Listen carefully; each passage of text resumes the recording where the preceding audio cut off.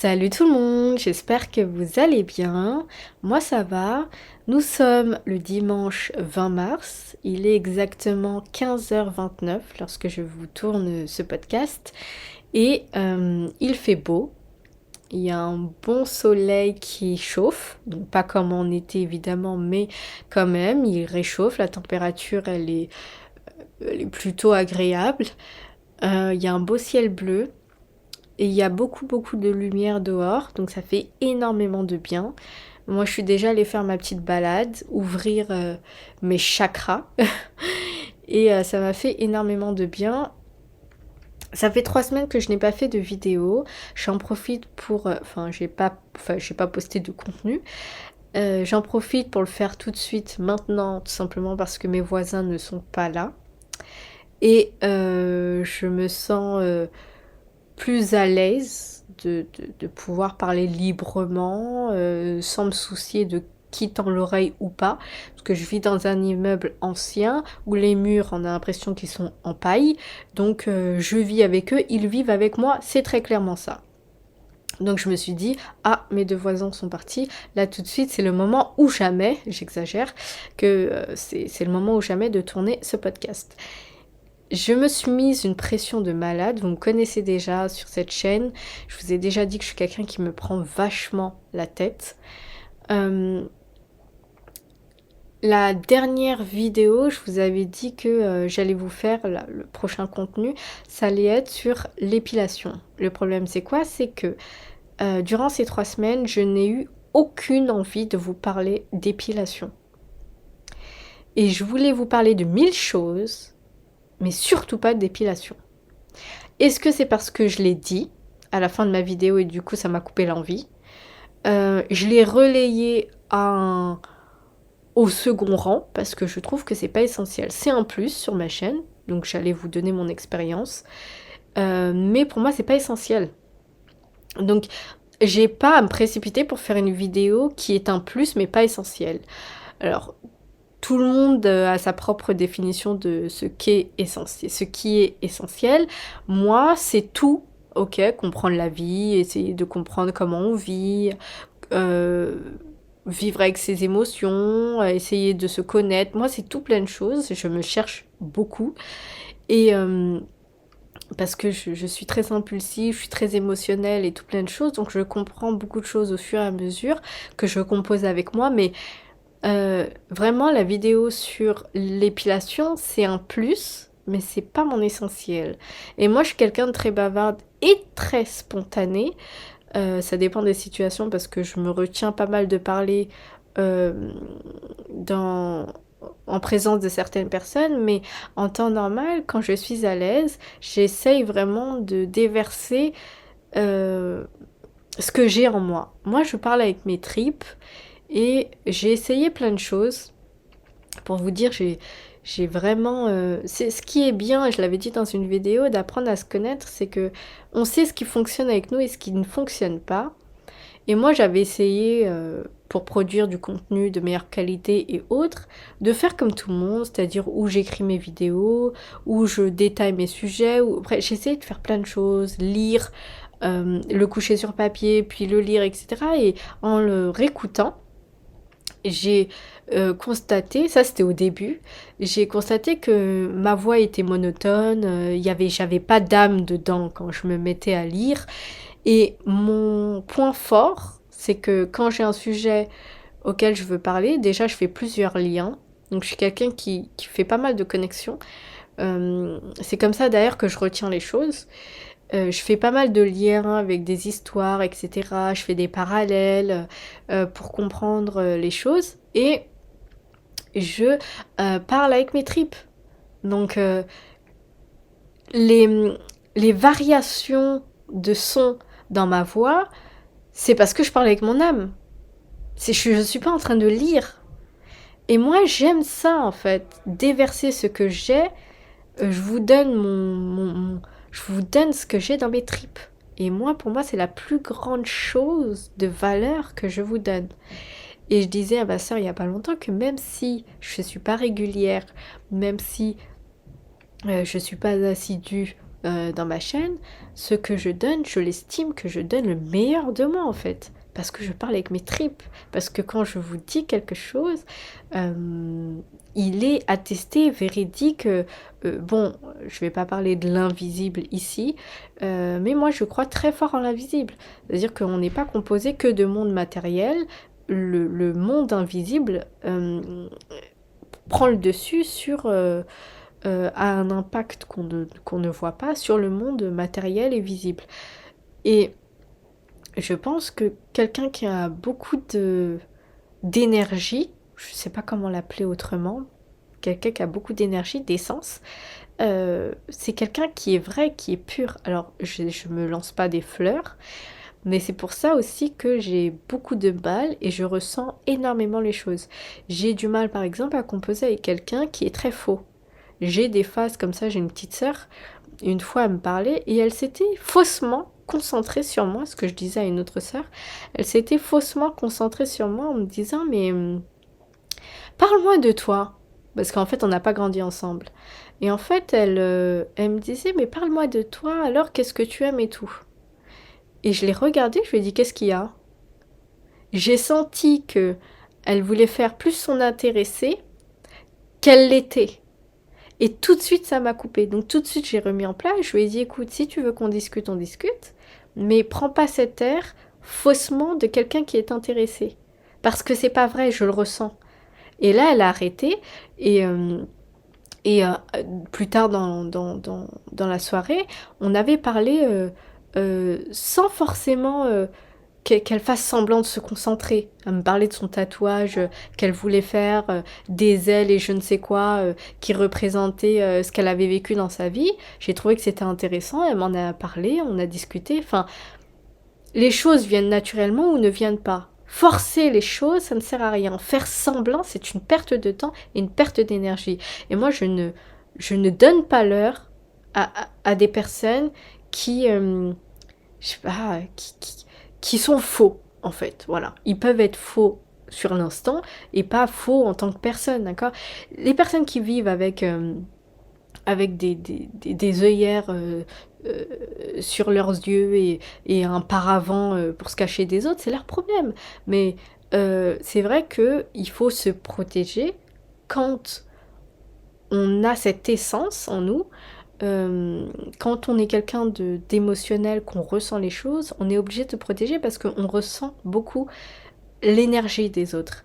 Je vais vous faire un autre parallèle. Ce matin, quand je suis allée marcher, il y a eu une voiture et je sais pas pourquoi, il y a eu une négativité que j'ai sentie autour de cette voiture, les personnes qui étaient à l'intérieur, et en l'occurrence c'était un homme avec son fils, et cet homme, je sais pas dans quelle période il était de sa vie, qu'est-ce qu'il avait vécu ou autre, et je peux vous dire que j'étais sur le trottoir à l'opposé de lui, il était dans sa voiture, il sortait de sa petite maisonnette, je me suis dit mais c'est dingue, il y a quelque chose avec ce monsieur, je sais pas quoi, il y a quelque chose.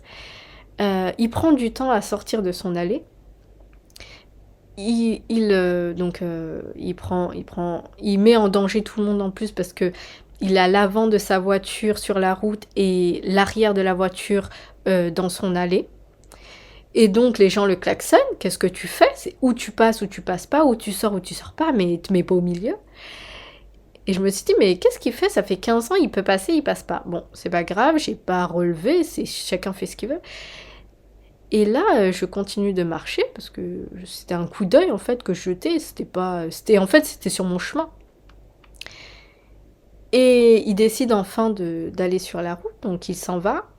Et là, il y a un verre, je sais pas ce qui s'est cassé. Il y a quelque chose qui est, ou c'est son fils ou c'est lui, je ne sais pas, qui a jeté quelque chose en verre par la fenêtre et ça s'est explosé au sol. Donc il est en train de rouler et il y a un truc en verre qui s'explose au sol. Pour l'instant que lui il est en train de rouler.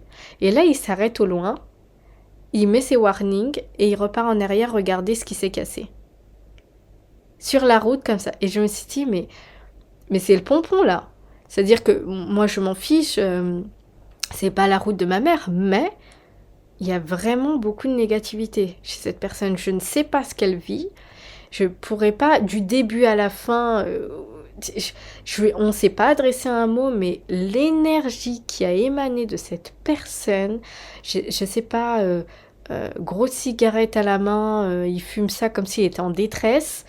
J'ai tout de suite, et j'en ai parlé à ma soeur quand elle m'a appelé plus tard, j'ai dit waouh, il y a des gens, leur négativité, tu la sens fois 10. Alors, négativité, ça ne veut pas dire méchanceté.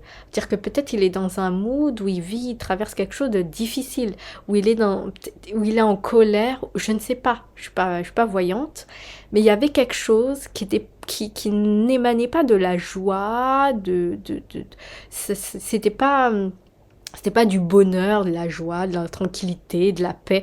C'était plus de la colère, du vraiment j'ai envie de tout défoncer, ah ouais, c'était, et je l'ai ressenti x5. Bon, après x10, mais après la vie continue, hein, j'ai continué mon petit chemin, à regarder les petites maisonnettes, etc.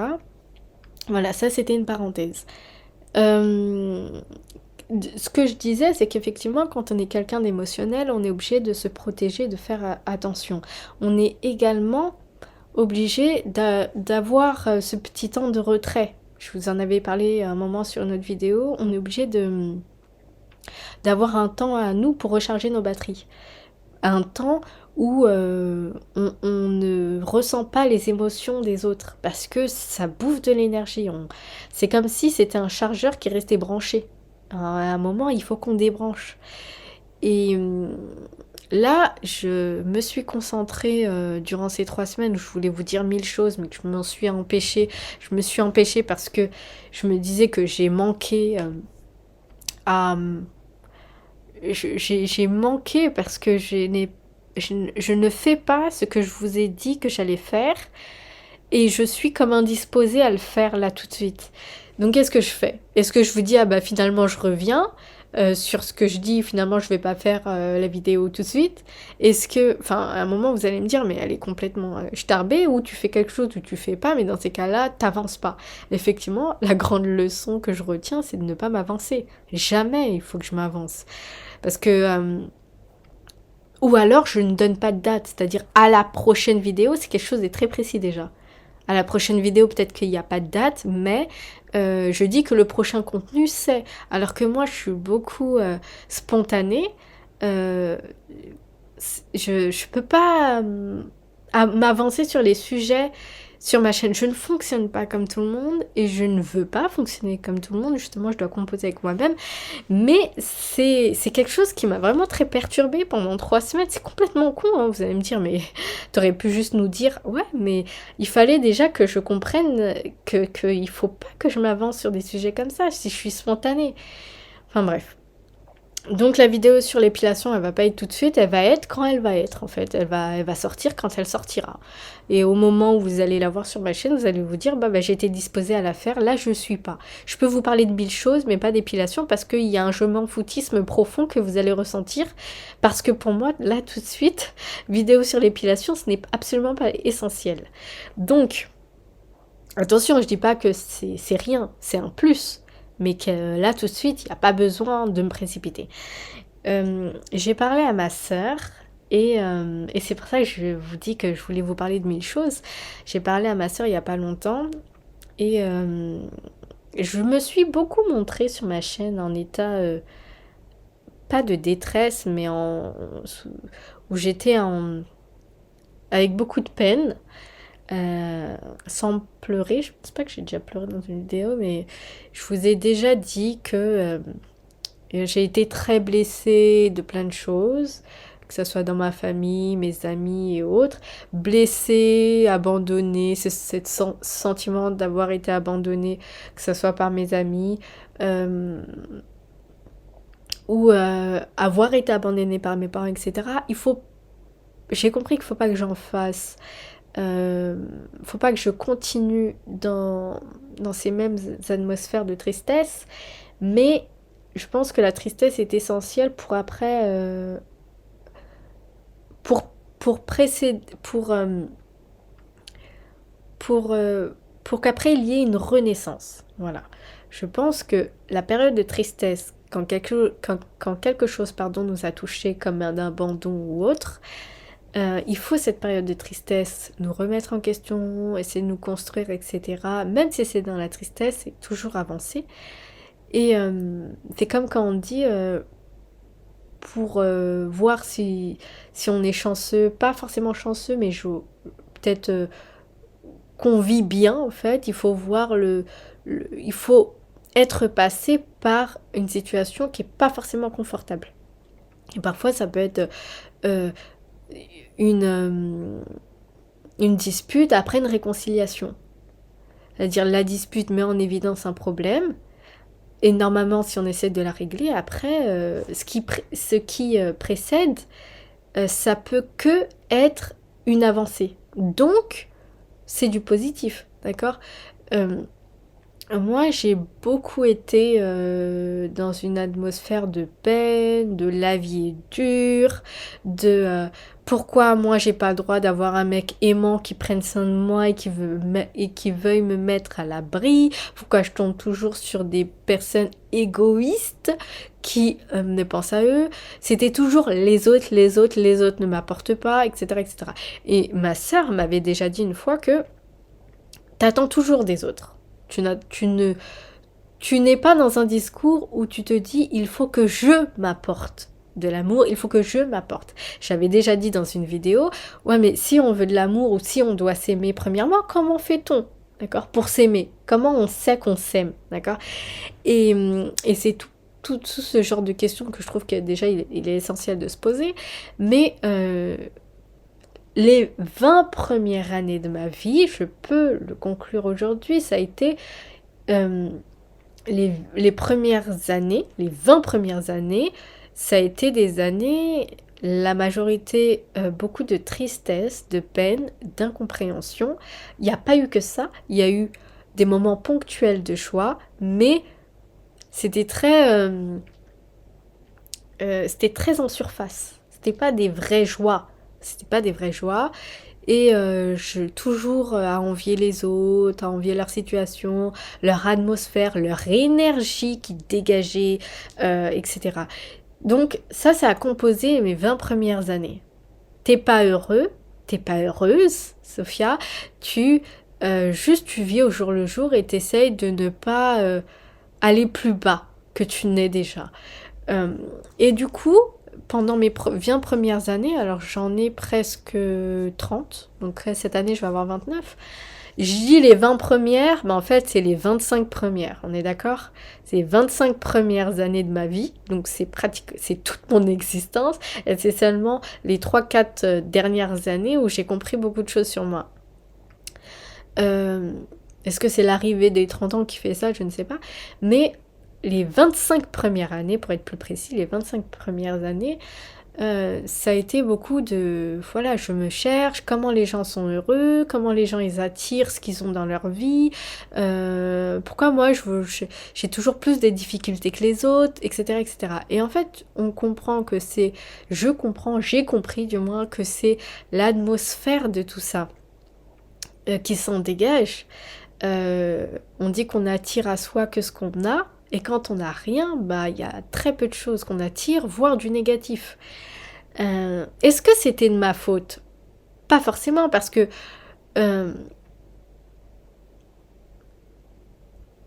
il faut en fait, c'est une espèce de miroir qu'il nous faut.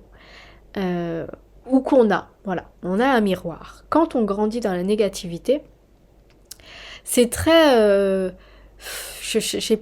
j'arrive pas à vous dire avec d'autres mots. Quand on grandit dans la négativité, adulte, c'est un miroir. Donc c'est le reflet de ce qu'on a déjà vécu qui se produit. C'est les mêmes énergies. Et je parle pas... c'est pas... C'est-à-dire, ce qu'on a adulte, très souvent dans les grandes lignes, c'est ce qu'on a eu enfant. Je vous parle pas de misère et tout, je vous parle de l'atmosphère de... Si on a grandi dans la joie, on a pu voir, sentir, aimer, goûter ce qui est amour, tendresse, joie et tout qu'on sort, adulte, on ne peut que manifester cela. Et c'est pareil quand on est constitué, quand on n'a pas été constitué, mais quand on a eu ce miroir de négativité, de cris, de privation, etc., ce qu'il en ressort adulte, c'est la même chose, c'est un miroir, c'est tout, c'est la continuité des choses, et on va pas passer de la négativité à la positivité, enfin, sauf si, entre-temps, le miroir se brise.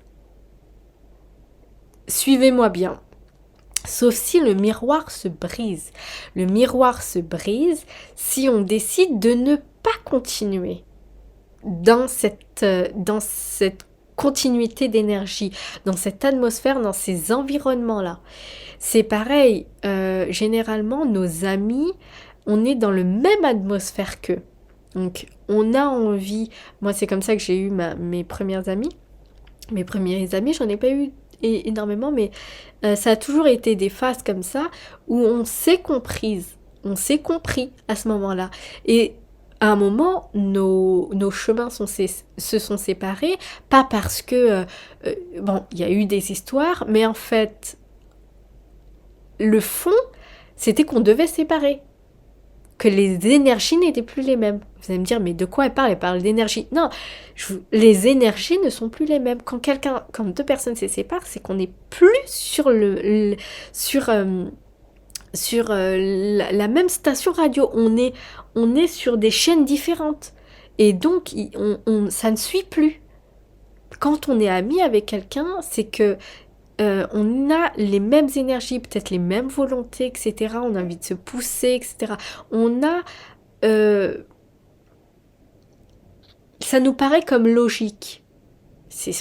Et un jour, eh ben, on n'a plus de points communs, on n'a plus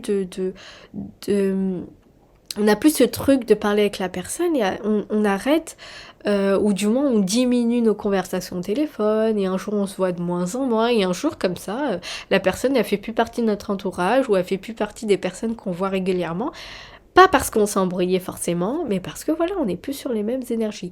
On n'est plus connecté, c'est ça, on n'est plus sur la même station radio. On n'est plus sur les mêmes ondes en fait. C'est la même chose. Je vous disais que si on veut modifier le miroir qu'on s'est construit le miroir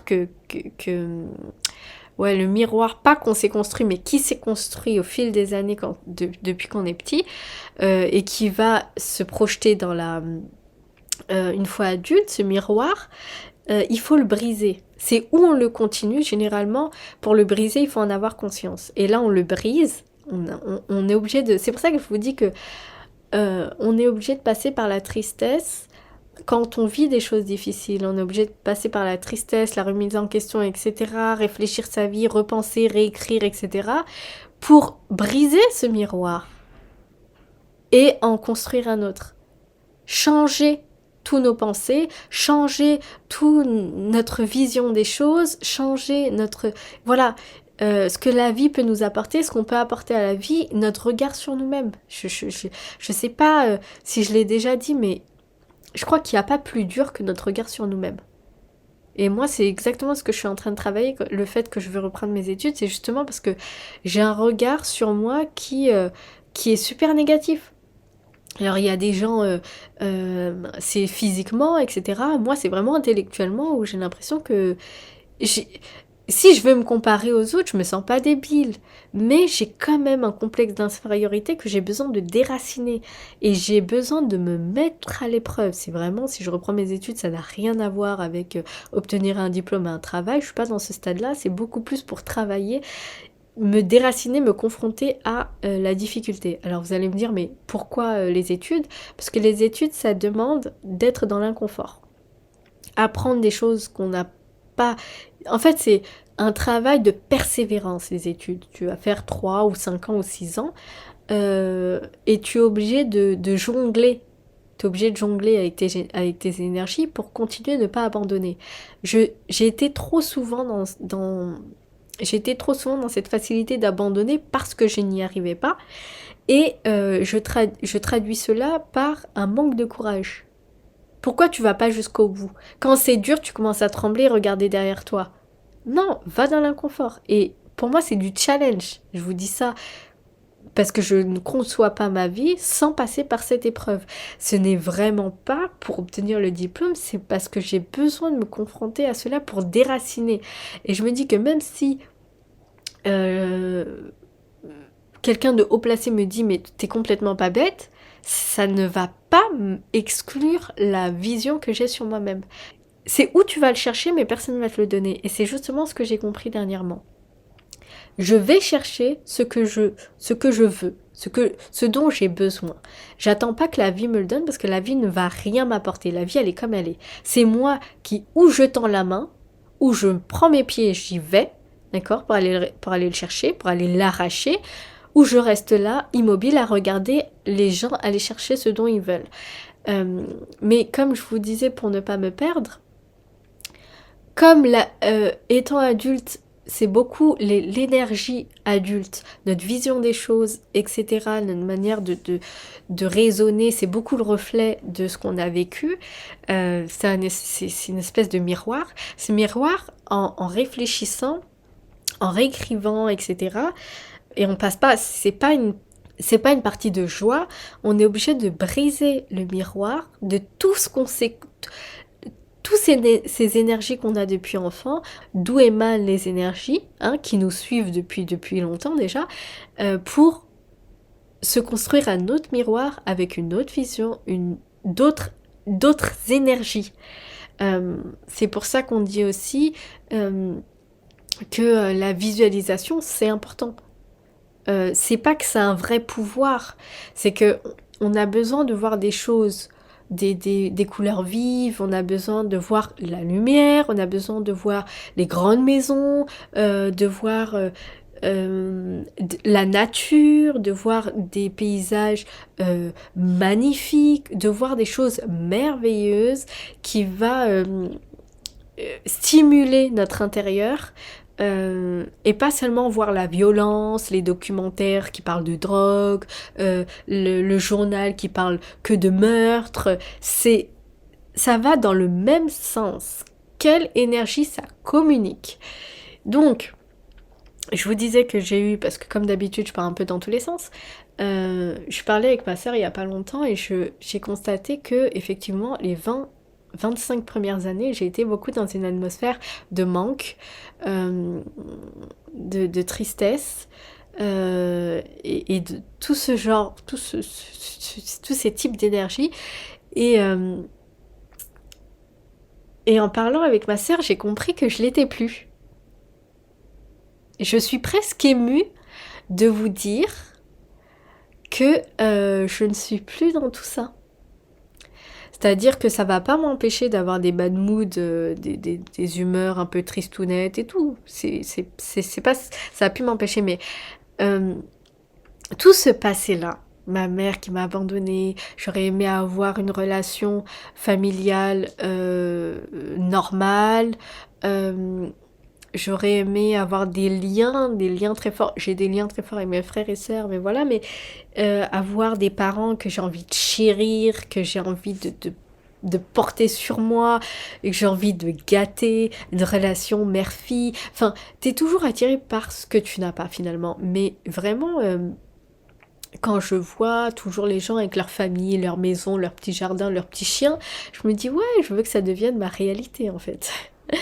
Et j'ai toujours été très envieuse de la relation des autres, parce que je me dis que dans ce genre de famille, c'est de l'amour.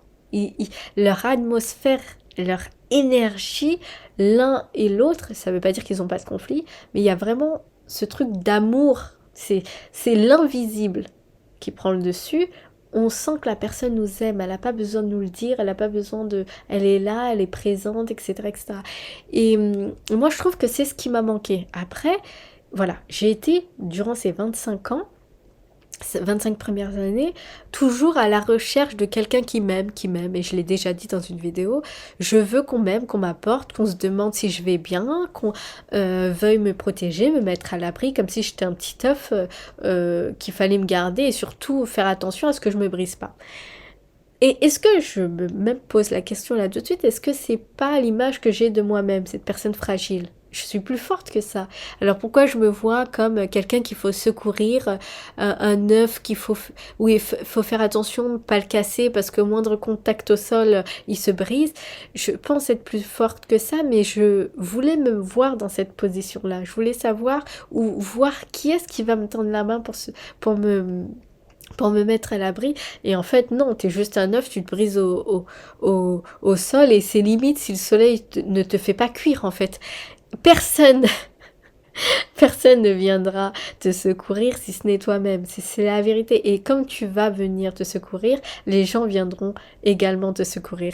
Comme on dit, aide-toi et le ciel t'aidera, c'est vraiment ça.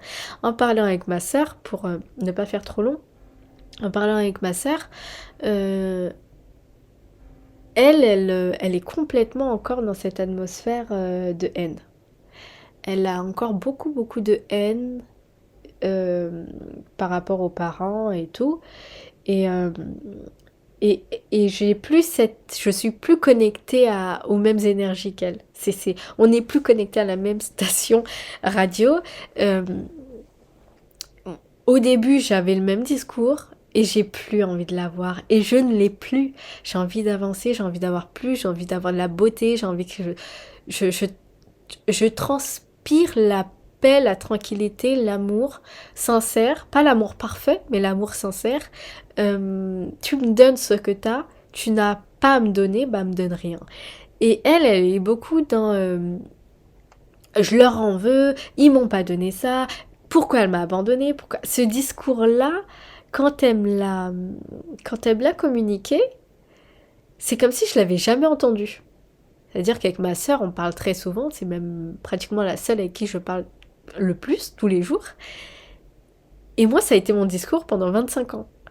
Et aujourd'hui, je l'écoute et je me dis, mais en fait, j'avais jamais remarqué à quel point toi aussi t'étais énervée. À quel point toi aussi t'avais... Je pensais qu'elle était tranquille, que bon, les choses étaient comme elles étaient. Et effectivement, même si t'as de la peine par rapport à ce qui s'est passé et que voilà, t'es un peu plus fragile que les autres, euh, elle a vraiment de la rage en elle. Elle a vraiment beaucoup de colère. Et ça m'a tapé dans l'œil parce que moi, je l'avais plus. Donc je me suis dit, ah bon, tu... Elle m'a dit bah ouais, non, moi je supporte pas, etc., etc. Et son discours m'a vraiment frappée. Je l'avais jamais vu.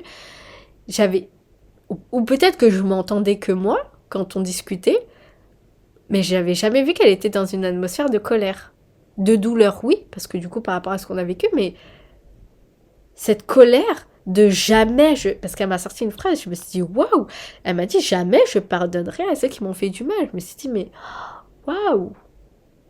Ah ouais, jamais tu veux pardonner? Ah, ah, ah ouais, j'étais étonnée. Mais du coup, je lui ai dit, mais ça t'emprisonne toi? Elle m'a dit, ouais, bah c'est pas grave. Je lui ai dit, ah ouais, t'as pas envie de tranquillité, t'as pas envie d'amour, t'as pas envie d'avoir d'autres énergies? Et, euh, et en fait, chacun a son... Le temps de travail n'est pas le même que tout le monde. Voilà, on a un temps. Moi, je sais que c'est terminé. J'en ai marre de regarder dans le passé pour faire mon avenir. J'en ai marre de me focaliser sur ce que je n'ai pas eu. Je vais désormais, je suis plutôt dans une phase où je suis dans autre chose. Vraiment, je cloue un chapitre. J'ai envie d'autre chose. J'ai envie d'amour. J'ai envie de... Mais pas l'amour du manque. C'est l'amour vraiment de tu as, tu me donnes, tu n'as pas, tu n'as pas. C'est tout. Enfin, je me concentre sur moi, j'apprécie beaucoup plus mon temps seul. C'est presque une renaissance pour moi. Je sais pas comment vous l'expliquer. J'ai une telle tranquillité, une telle paix. C'est vraiment, j'ai clos le chapitre de cette atmosphère de tristesse et j'ai envie du meilleur. Encore une fois, ça veut pas dire que j'aurai pas de bad mood. Ça veut juste dire que le chapitre Maman m'a abandonné est clos. Pourquoi maman m'a abandonnée? Ouais, bah, et pour faire un autre parallèle, pourquoi ça m'a étonné son discours, le discours de ma sœur de jamais je pardonnerai ceux qui m'ont blessé, ceux qui m'ont fait du mal, c'est parce que grâce à elle, le prémisse du pardon a été quand le jour en fait, donc ça remonte à peut-être 2 ans, un jour elle m'a dit non mais tu sais, où je lui ai dit une énième fois je comprends pas pourquoi maman a fait tel choix, etc.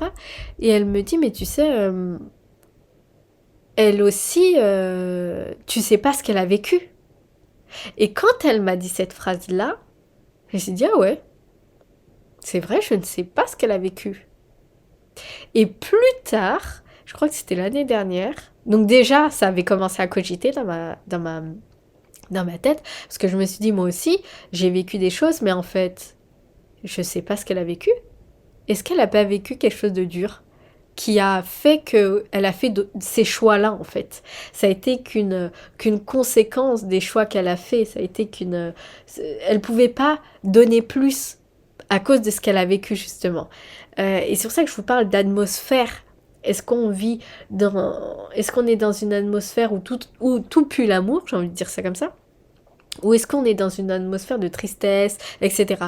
Et quand elle m'a dit ça, je me suis dit, c'est vrai que je me suis jamais posé la question de comment elle avait vécu. J'ai toujours pensé qu'à moi, je me suis toujours regardé moi. Regarde, moi, ce que j'ai vécu, moi. Et elle, je me suis jamais posé la question de, mais en fait, maman, comment elle a vécu? Qu'est-ce qui a fait qu'elle a fait ces choix-là? Jamais je me suis posé cette question. Et quand elle m'a dit ça, ça a été, comme je vous ai dit, les prémices. J'ai le nez un petit peu bouché, je ne sais pas pourquoi. Ça a été les prémices d'un autre angle de vue. Et peut-être 1 an ou 2 ans après, ma grande sœur m'a dit, oui, effectivement, sa mère, elle avait des problèmes psychologiques, donc elle l'a pas élevée. Donc, je vous parle de la mère de ma mère. Et elle a grandi avec sa tante qui faisait que de la battre. Et je me suis dit, mais en fait, je dirais pas que c'est violent de dire une suite logique, mais tu peux pas demander à quelqu'un de te donner de l'amour quand elle l'a jamais vu. C'est pour ça que je vous dis que c'est un travail. Et les anciens, ceux qui sont d'une autre génération, c'était tabou de parler de tout ça. Nous, aujourd'hui, on parle librement de nos sentiments, de nos difficultés, etc. Et avant, eux, ils n'arrivaient pas à se communiquer, ils n'avaient pas de... C'est pas qu'il n'y avait pas de psychologue ou autre, mais entre eux, ils n'étaient pas aussi libres que nous. Là, je suis en train de vous parler de mes émotions, de mon vécu et tout. Et eux, ils étaient plutôt dans cette règle de on garde nos peines pour nous. Donc ma mère, elle a toujours fait ça en fait. Elle s'est toujours tue, elle n'a jamais raconté ce qui s'était passé ou autre. Et aujourd'hui, je me rappelle que mon frère, un des frères au Cap-Vert avec qui j'ai jamais eu de contact, disait, et un jour il est venu chez ma sœur, il lui a dit mais maman pourquoi tu nous as abandonnés? Elle n'a pas répondu. Et en fait je pense que même elle sait pas. Elle a fait ces choix-là. Je pense pas qu'elle en est fière parce qu'elle n'est pas en train de sauter au plafond, qu'elle a beaucoup de problèmes de santé. Mais elle-même, elle n'aurait pas pu donner, encore une fois, c'est pas pour excuser. Mais quand on vit quelque chose, il faut aussi se poser la question de comment la personne le vit ou comment elle l'a vécu. Et c'est vrai qu'on a tendance à se regarder soi et ne pas regarder l'autre. Et quand j'ai appris que ma mère avait vécu aussi des choses très dures, bah, je me dis aujourd'hui, elle peut pas donner quelque chose qu'elle n'a pas. Et pour moi, l'énergie quand tu te fais battre, enfant et tout, c'est pas énergie, c'est malgré toi, c'est pas une énergie positive que tu sors.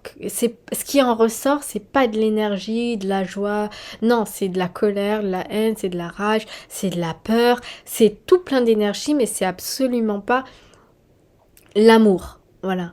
Donc, où tu retravailles sur toi, où tu fais un réel travail sur toi pour casser ce miroir, je le dis, le miroir de l'enfant à l'adulte, pour justement couper ton lien. Ça ne veut pas dire oublier ton passé, c'est dire couper ce miroir. C'est briser les énergies qui te viennent de ton passé pour te créer d'autres énergies, pour t'entourer et pour que tu émanes d'autres énergies beaucoup plus joyeuses. Ça demande plein de choses, beaucoup d'efforts, beaucoup de travail sur soi et à partir de là, en fait, ça n'a été qu'une suite logique par rapport à aujourd'hui, le fait que je n'ai plus envie de regarder sur mon passé, je n'ai plus envie de rester cantonnée à ce manque. C'est pas seulement que je l'ai décidé, c'est que j'ai compris que ça m'apportait rien et j'ai envie d'autre chose. J'ai envie de fermer le livre définitivement, c'est ce que j'ai fait. Et c'est pour ça que ça m'a frappé aux yeux quand ma sœur elle m'a dit non mais moi je pardonnerai jamais. J'ai été dans ces discours-là et je sais ce que ça fait. J'ai été dans ces discours moi aussi, non mais jamais, non mais tu te rends compte ce qu'elle a fait. Je n'ai plus ces discours-là et je peux vous dire que c'est une telle libération. C'est une telle libération de ne plus construire son avenir sur le passé, sur construire son avenir. L'avenir n'est rien parce qu'on le construit présentement. En fait, c'est une accumulation du présent. Je sais pas comment dire ça. On- c'est ton état à chaque fois dans l'instant présent qui compte. Et, euh, et je sais que ce chapitre est fermé parce que les énergies ne sont plus les mêmes. Je n'ai plus cette énergie. En fait, j'ai tellement ressassé. C'est pour ça qu'il y a un travail d'écriture, de réécriture à faire. C'est que quand moi, durant ces 25 ans, j'étais en train de déverser ma colère, ma rage, etc., mes peines à mon entourage, parce que moi je suis quelqu'un qui communique énormément, donc j'en ai parlé à ma meilleure amie, j'en ai parlé à meilleure amie, ça fait un peu enfantin maintenant, mais une amie que je connais depuis le lycée, j'en ai parlé beaucoup à ma sœur, etc., etc., j'aurais toujours donné mon avis, ce que je pense, ce que je vois, je l'ai jamais, et ça il faut bien le comprendre, depuis l'âge de mon journal intime, où j'ai commencé à écrire, c'est-à-dire 13 ou 14 ans, jusqu'à 25 ans, je n'ai jamais cessé d'extérioriser ce que j'ai vécu, mes peines, mes émotions, etc.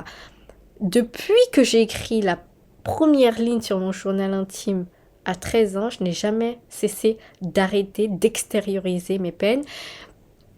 Et c'est ce que je disais dans une autre vidéo, extérioriser. C'est-à-dire que ma sœur, ça m'a frappée, parce que du coup, comme on n'est plus sur la même station radio, ça m'a frappée en fait qu'elle elle ait elle vit encore dans cette atmosphère-là, parce qu'encore une fois, on vit pas les choses pareillement, on n'a pas le même chemin, on n'a pas le même parcours, on est ensemble mais on voit les choses différemment, tout le monde a sa perception des choses, tout le monde a son chemin de guérison, ou pas d'ailleurs. Mais quand moi j'extériorisais pendant 25 ans, elle disait rien. Et c'est pour ça que je vous dis, j'ai été étonnée, parce que je me suis dit, mais ah bon, tu pardonneras jamais les gens qui t'ont... Ah bon, ça m'a frappé qu'elle ait autant de douleur. J'ai ressenti sa douleur, sa peine, sa colère quand elle m'en a parlé, que je n'avais jamais remarqué. Je savais qu'elle le vivait, mais en fait, ce qui m'a frappé aux yeux, c'est qu'elle l'extériorisait pas. Quand moi, je parlais, elle m'écoutait. Et là, elle arrive à l'extérioriser. Donc je me dis que c'est un début. Et elle va continuer de l'extérioriser, de dire qu'elle pardonnera jamais, etc. Et un jour, elle en aura marre. Parce que justement, elle est en train de déverser. C'est comme, prenez l'image d'un verre d'eau, d'un verre où il y a de l'eau, et en fait, on le verse.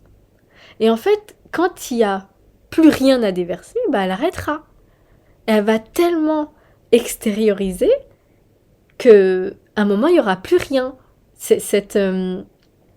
Toute cette énergie négative, à un moment, elle fermera la page. Elle se dira, bon, bah, c'est bon, moi, j'ai terminé, j'ai plus rien à verser. Comme moi, finalement, aujourd'hui. Et je me dis que c'est un bon début. Ça m'a frappée parce que je pense que je m'entendais tout le temps et je pense qu'elle est... Ma sœur aussi, c'est quelqu'un de très renfermé. Et ma petite sœur, et elle est très lente. Elle est très lente parce qu'elle est... Moi, je sais que j'ai été frileuse, mais alors elle, c'est puissance 2. Euh, et Et moi, quand je vous dis que j'ai des problèmes, par exemple au travail, parce que j'arrive pas à dire telle chose à un collègue ou à mon supérieur hiérarchique ou pas, parce que j'ai peur de la réaction, elle est là, c'est la même chose. Elle va, mais elle, c'est vraiment puissance 2, parce que elle a envie de dire, mais elle dit rien, elle se terre, après elle se fout mal, elle commence à déprimer, etc. C'est dingue, parce que j'arrive à voir, je me prétends pas être au-dessus d'elle, être avancée, ça n'a rien à voir, comme je vous dis, les parcours sont différents. Mais d'où l'importance d'extérioriser le négatif de soi pour un jour ne plus en avoir. Ou en avoir mais en très petite quantité qui finalement n'aura pas autant d'influence et d'impact sur notre avenir et sur ce qu'on a envie de construire et sur les objectifs qu'on veut atteindre. Elle est en train de débuter cet exercice d'extériorisation, donc je suis très très très contente parce qu'avant elle se taisait, elle disait rien. Aujourd'hui, elle arrive à le communiquer. Et je me dis que c'est pas mal. Il faut qu'elle continue. Et à un moment, elle aura plus d'eau à verser et elle arrêtera. Elle décidera d'elle-même de clore ce chapitre. Et voilà. Donc c'est tout pour ce petit, ce long podcast. Dites-moi ce que vous en pensez, si vous aussi vous êtes dans cette... Tout est question d'énergie, je vais le dire encore ici. Je suis pas voyante ou autre, mais parce que moi je suis quelqu'un d'émotionnel. On l'est tous, mais on est émotionnel à des degrés différents. Et moi j'ai toujours ressenti les choses fois 100. C'est pour ça que j'ai été très craintif dans pas mal de situations. Mais vu que je me connais, je sais pas si c'est l'approche de la trentaine, hein, je sais pas si c'est l'approche de la trentaine, mais je fais aussi ce travail pour me connaître encore mieux, m'armer davantage, savoir comment je fonctionne, quels sont les tips pour moi-même. Et je vous communique ce qui a fonctionné pour moi, etc. Donc ce truc de réécriture, quand vous avez des traumatismes, des choses auxquelles vous n'arrivez pas à avancer, etc., écrivez-le, parlez-en. En fait, ce qu'il faut surtout pas faire, c'est garder... C'est comme si vous gardez de la nourriture dans votre bouche. C'est où vous le recrachez ou vous l'avalez. Et quand vous avez ce truc que vous n'arrivez pas à, à recracher parce que c'est quelque chose qui vous est amer ou qui vous fait du mal ou autre, je sais pas, c'est peut-être du piment. Ouais, imaginez du piment dans la bouche. Ça vous fait super mal, ça vous brûle de partout, vous transpirez, vous avez les yeux rouges, vous avez le nez qui coule, vos veines commencent... Bref, vous êtes dans un état catastrophique parce que vous avez du piment dans la bouche.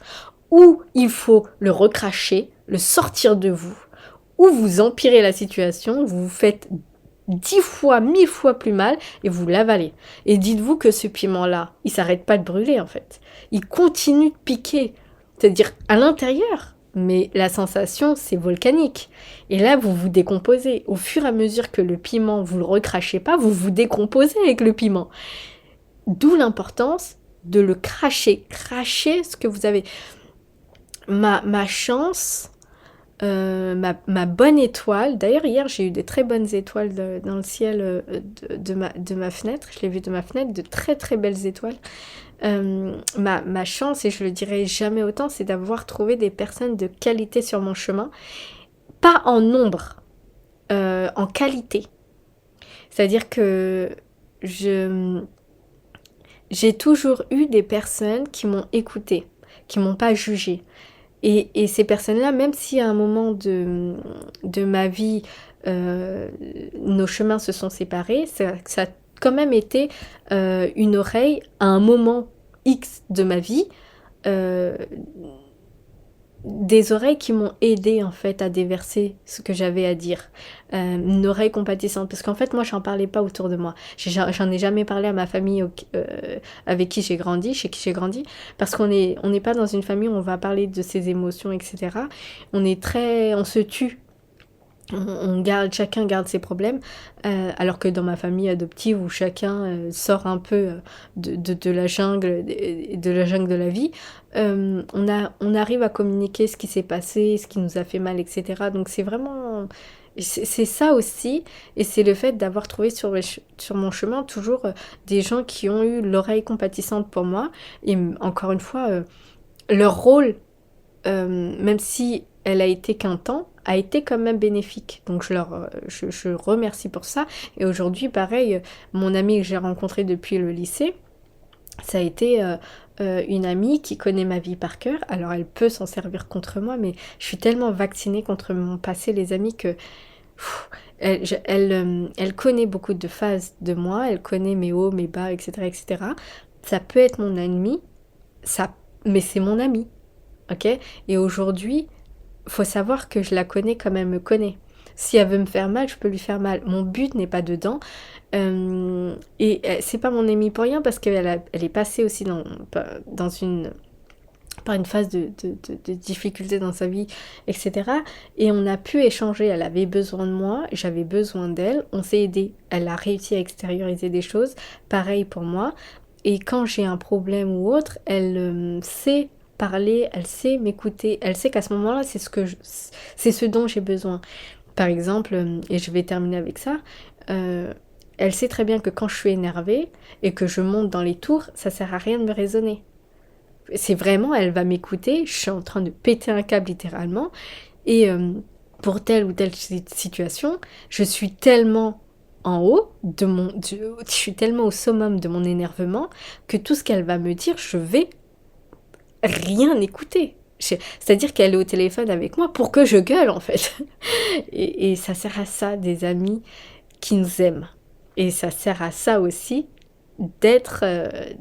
c'est-à-dire que je joue aussi mon rôle. Faut pas voir les choses que d'un côté. C'est les deux. Je suis la première à l'appeler quand il y a quelque chose, etc. Donc, je pense que chaque personne, c'est pas pour faire la philosophe ici aussi, on va couper, mais chaque personne a son rôle dans notre vie, et quand il y a un chemin qui se sépare, c'est comme ça, vous n'êtes plus sur la même station radio, ce n'est pas grave, d'accord? Et moi je sais que les fois où mes amis, ou les amis que j'ai eus, il y a eu cette séparation, j'ai toujours pris ça pour un abandon. Je l'ai mal traduit. À ce moment-là, c'est comme ça que je le traduisais, ça ne voulait pas dire que c'était la réalité. Aujourd'hui, je le vois. C'est comme ça que moi je l'ai traduit. Donc, voilà, il y a des... Ça dépend de la vie.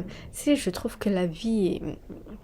J'ai un excès de reconnaissance envers tout ce que j'ai vécu, et surtout envers cette compréhension des choses, parce que je vois mon évolution mentale, alors pas physique, ça se concrétise pas dans le matériel encore. Quelle joie de sortir de la haine, de comprendre beaucoup de choses sur soi et ne pas vivre comme un aveugle. Je n'ai rien contre les aveugles, hein, pardonnez-moi les aveugles, mais vivre en ne voulant rien voir de sa vie, de son état, c'est pas bon. C'est pas bon.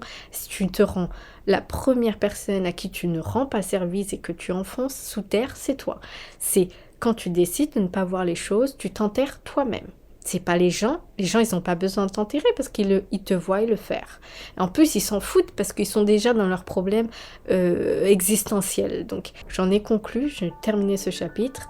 Ma mère a fait ce qu'elle a fait et m'a donné ce qu'elle m'a donné, et elle avait rien d'autre à me donner. C'est la même chose que ma mère biologique, que ma mère qui m'a élevée. Elle m'a donné ce qu'elle avait à me donner, elle n'avait pas plus à me donner. Donc j'allais pas pouvoir créer une relation mère-fille avec elle, parce qu'à ce moment-là, elle aussi, elle était dans d'autres...